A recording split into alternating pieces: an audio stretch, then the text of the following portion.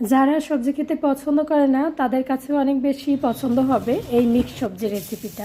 চলুন আজকে শেয়ার করি মিক্স সবজির রেসিপি। প্রথমে আমি তেলে পেঁয়াজ, রসুন আর কাঁচামরিচ একটু ভেজে নিয়েছি।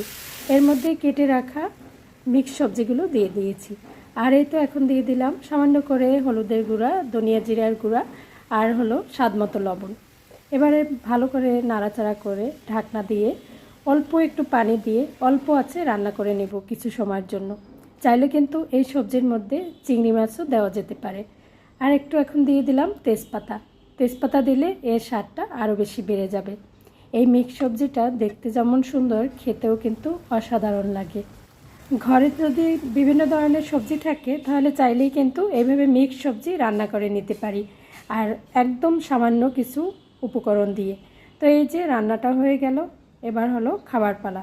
রুটি, পরোটা, পোলাও, ভাত সব কিছুর সাথে কিন্তু এই মিক্স সবজিটা দারুণ লাগে।